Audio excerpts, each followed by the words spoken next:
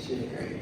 When I came to Sandtown, the congregation that I lead was disengaged from the community. Like many churches, it was inward focused rather than outward focused. And the first thing we had to do was to do the hard work of the mission that Jesus really called us to, and that was to serve one another.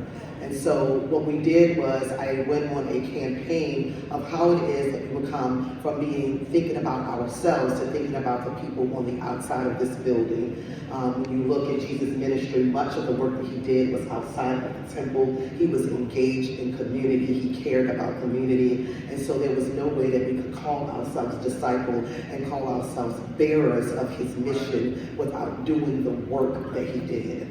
And so our mission became outside of the church. We got to know the people in the community. And rather than do what a lot of churches make the error of doing is building programming of what they think the community needs, what we do is we go out and we engage and talk to people and say, how can I serve you? So that was the goal. And what we learned is that the community is in fact a food desert, and it was difficult to do the mission of this community without engaging in food. Now I will make a confession to you that most churches and most people don't want to do food because it is labor intensive. And when I arrived at St. Luke, there were 19 members, and there was nothing on the budget like most churches for the community. There was no line item, there was no budget, there was no money, there was no people, there were no resources. All we had was the faith and the sheer will of the Father. And so what we had to do was we had to go out and build relationships, make connections, collaborate with others who had resources that we could bring to Sandtown.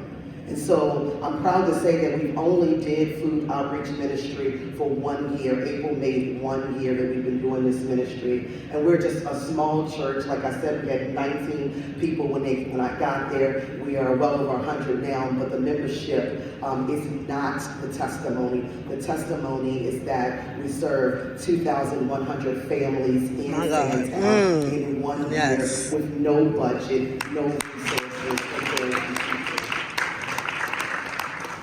One of the other things that I learned from interacting with children in the community is that many children weren't going to school or people weren't going to work and having difficulty with being bullied because of the lack of clean laundry. So something as simple as clean laundry. I couldn't find anybody that would subsidize laundry. I couldn't find any, so I had to call and beg all the people that I know, right? You have not because you ask not.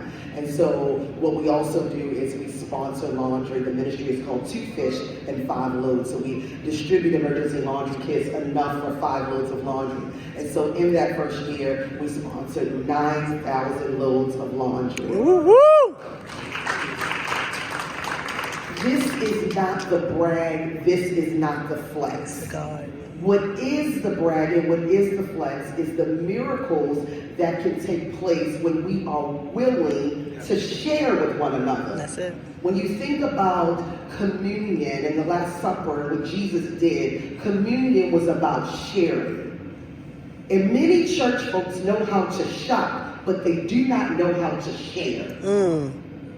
So how is it that we can share? Can we keep getting in our fancy cars, going back to our homes outside of this community in Baltimore County and elsewhere, and ride past our hungry neighbors?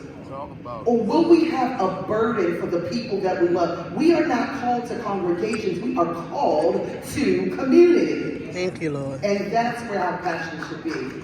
So no matter how much money you got, no matter how big your church or how small your church is, there is no excuse for doing nothing. That God has not called us to nothing. So I and my congregation, we are just a testimony of what you can do when you are willing to share.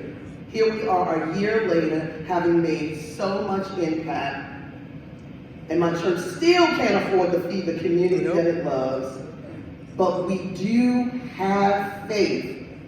And where God guides, He will provide. Yes. And He will give you provision for your vision. The problem is nobody's dreaming. Nobody's dreaming. Nobody has any expectations of what God can do.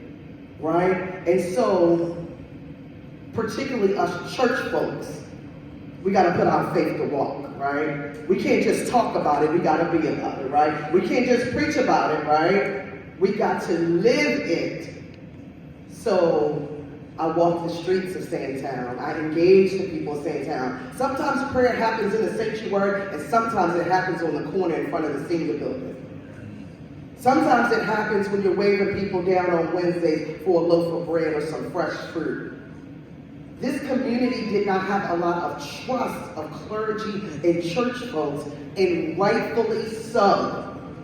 But what are you doing to earn the community of trust? They are tired of people talking because they have opportunity, because there's a camera in their face and a mic in their mouth. What are you going to do? Challenge them. Let me see your faith, not just hear it. So I pray that you'll be encouraged to share what this community is about. God bless.